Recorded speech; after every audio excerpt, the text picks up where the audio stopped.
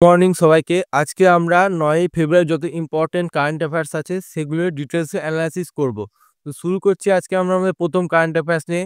Which writer was recently awarded the Sahitya Akademi award ২০২৪ in Dogri language? কোন লেখক সম্প্রতি ডগরি ভাষায় সাহিত্য একাডেমি পুরস্কার পেয়েছে? এটার অ্যান্সার হবে চামান আরোরা। চামান আরোরা এই ডগরি ভাষায় সাহিত্য একাডেমি অ্যাওয়ার্ড পেয়েছে ২০২৪ সালে। ডোগরি ভাষায় সাহিত্য একাডেমি পুরস্কার ২০২৪ প্রয়াত চমন আরোরাকে তার ইর হক অশ্বত্থামা ছোট গল্পের বইয়ের জন্য ভূষিত করা হয়েছে। ইক হর অশ্বত্থামা এই ছোট গল্পের বইটার জন্য পেয়েছে।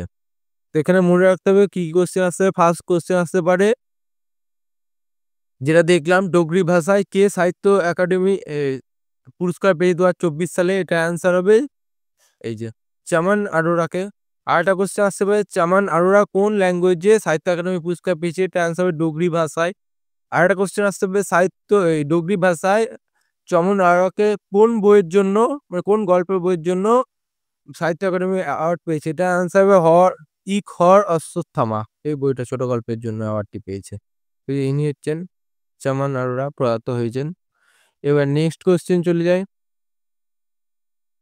Which country recently became the first country to criminalize AI generated child abuse content? কোন দেশ সম্প্রতি এআই তৈরি করা শিশু নির্যাতন বিষয়বস্তুগুলিকে অপরাধী করা প্রথম দেশ হয়েছে? এটা অ্যান্সার হবে United Kingdom. United Kingdom AI generated কন্টেন্টগুলোকে এই যে ইউনাইটেড কিংডম শিশুদের যৌন নির্যাতনের চিত্র তৈরি করতে এআই ব্যবহার করাকে অপরাধীকরণ করে প্রথম দেশ হতে চলেছে। মানে এআই জেনারেটেড কোনো যদি শিশুদের যৌন নির্যাতন ছবি যদি সেটা যদি তৈরি করে সেটাকে ক্রিমিনালাইজ করা হবে। প্রথম দেশ হয়ে উঠেছে ইউনাইটেড কিংডম। এবার নেক্সট কোয়েশ্চেন চলে যাই। Which country has planned Chang'e mission? Chang'e 7 mission. কোন দেশ চাংই 7 মিশনের পরিকল্পনা করেছে? এটা অ্যান্সার হবে চায়না। চায়নাই চাংই 7 মিশনের পরিকল্পনা করেছে। এই যে চাংই 7 মিশন, এই যে চাংই 7 মিশন এটা চলছে ২০২৬ সালে। এটা ভাবা হচ্ছে লঞ্চ করা হবে। এটা মেইন উদ্দেশ্য হচ্ছে তাদের সাউথ পোলে জল আছে কিনা সেটা খোঁজ করাটা মেইন উদ্দেশ্য এই চাংই 7 মিশনের। এবার নেক্সট কোয়েশ্চেন চলে যায়। In collaboration with whom has MeitY launch agri hub? কার সহযোগিতায় মেইটি এগ্রি হাব চালু করেছে? এবার মেইটিটা কি দেখে নিচ্ছি, এগ্রি হাবটা কি দেখে নিচ্ছি। এটা হচ্ছে আইআইটি ইন্দোরের সহযোগিতায়। আইআইটি ইন্দোরের সহযোগিতায় চালু করেছে।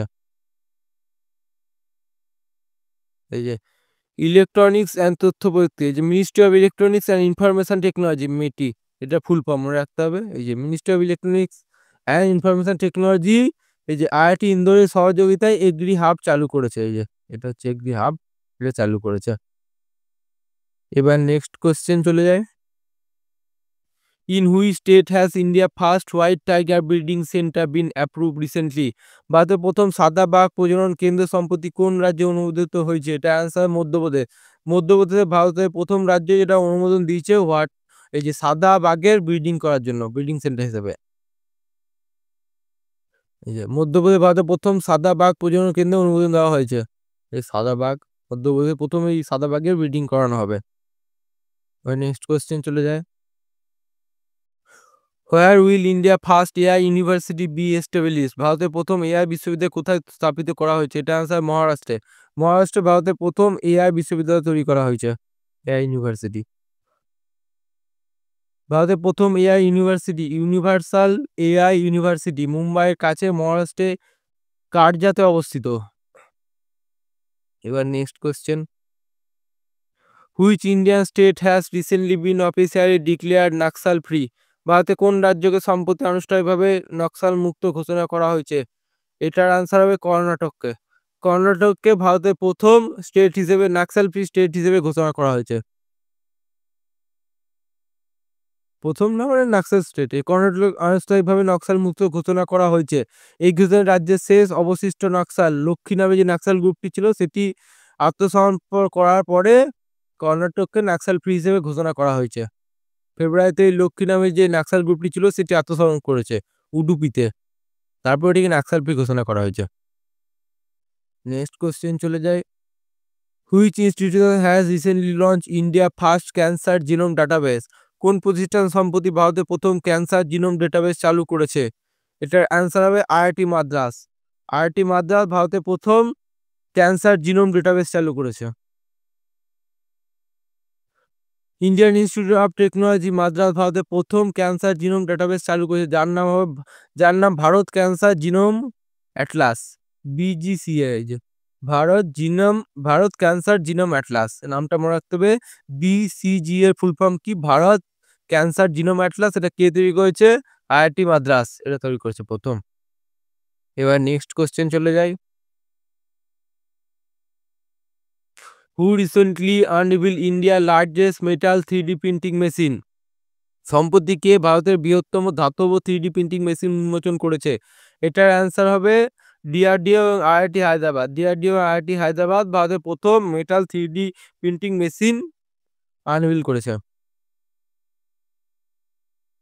ডিআরডিও আইআইটি হায়দ্রাবাদ যৌথভাবে ভারতের বৃহত্তম ধাতু 3D প্রিন্টিং মেশিন উন্মোচন করেছে। এইরকম হচ্ছে 3D প্রিন্টিং মেশিন, আর ধাতব বর্ণ একটা প্লাস্টিক এরকম ধরনের হয়।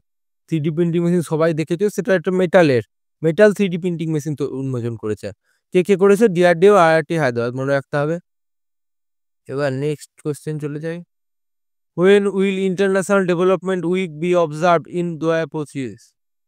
2025 সালে আন্তর্জাতিক উন্নয়ন সপ্তাহ কবে পালন করা হবে? এটা হচ্ছে 2008 থেকে এই 2 থেকে 8ই ফেব্রুয়ারি 2025 এটা পালন করা হয়েছে, আন্তর্জাতিক উন্নয়ন সপ্তাহ। 2025 সালে আন্তর্জাতিক উন্নয়ন সপ্তাহ 2 থেকে 8ই ফেব্রুয়ারি পর্যন্ত পালন করা হবে, মানে হয়ে গেছে অলরেডি এখন। এই যে ইন্টারন্যাশনাল ডেভেলপমেন্ট উইক মনে রাখতে হবে। এবার নেক্সট কোশ্চেন চলে যায়। Who recently became the first black woman to win the Miss World 2025 title? সম্প্রতি মিসেস ওয়ার্ল্ড 2025 খেতাব জয়ী প্রথম কৃষ্ণাঙ্গ মহিলা কে হয়ে উঠেছে? এটা আনসার হবে সিগো গেইল্যাক। সিগো গেইল্যাক হয়ে উঠেছে, সিগো গেইল্যাক প্রথম ব্ল্যাক ওম্যান যে মিস ওয়ার্ল্ড জিতেছে। দক্ষিণ আফ্রিকা সিগো গেইল্যাক সম্প্রতি প্রথম কৃষ্ণাঙ্গ মহিলা হিসেবে মিসেস ওয়ার্ল্ড খেতাব জয়ী ইতিহাস তৈরি করেছে। মনে রাখতে হবে প্রথম কৃষ্ণাঙ্গ মহিলা যে মিসেস ওয়ার্ল্ড জিতেছে সিগো গেইল্যাক, নামটা খুব মনে রাখতে হবে, ইম্পর্টেন্ট। এবার নেক্সট কোশ্চেন চলে যাই। On which date is the international day of zero tolerance for female genital mutation observe every year? প্রতি বছর কোন তারিখে নারী যৌনাঙ্গচ্ছেদের জন্য জিরো টলারেন্স আন্তর্জাতিক দিবস পালন করা হয়? এটা অ্যান্সার হবে 6ই ফেব্রুয়ারি। 6ই February zero tolerance for female genital mutation observe করা হয়। এই যে নারী যৌনাঙ্গ অঙ্গচ্ছেদের জন্য জিরো টলারেন্স আন্তর্জাতিক দিবস প্রতি বছর 6ই ফেব্রুয়ারি পালন করা হয়। এই যে মনে রাখতে হবে কবে পালন করা হয়, ডেটগুলি খুব ইম্পর্টেন্ট, কবে কি পালন করা হয়। নেক্সট কোশ্চেন চলে যায়। Indian force participated in the TORPEX military exercise? কোন ভারতীয় বাহিনী টর্পেক্স সামরিক মহড়া অংশগ্রহণ করেছে? এটা অ্যান্সার হবে Indian army, Indian air force, navy এবং কোস্টাল গার্ড। এই সব চারজন মিলে, এই 4টি সেনাবাহিনী মিলে এই টর্পেক্স মিলিটারি এক্সারসাইজটি অংশগ্রহণ করেছিলেন। এটা দেখে নি। টর্পেক্স হলো ভারতীয় নৌবাহিনীর বৃহত্তম দ্বিবার্ষিক সামুদ্রিক মহড়া, যাতে ভারতীয় সেনাবাহিনী, বিমান বাহিনী এবং কোস্টাল গার্ড জড়িত। ভারত মহাসাগরে এটি পরিচালনা করা হয়।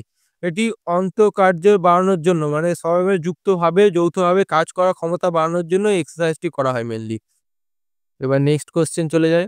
এই ছবিটা দেখে নি প্রথমে, এই যে মহড়া হচ্ছে।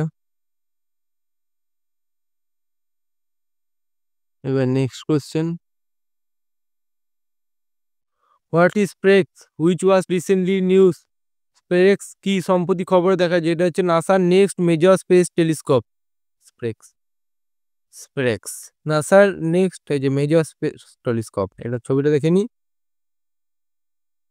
এই যে এটা হচ্ছে টেলিস্কোপ, নাসার টেলিস্কোপ, এই যে এটা স্প্রেক্স।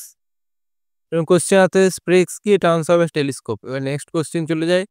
Which location has been declared as Gujarat first biodiversity heritage site? কোন স্থানকে গুজরাটের প্রথম জীববৈচিত্র্য হেরিটেজ সাইট হিসেবে ঘোষণা করা হয়েছে?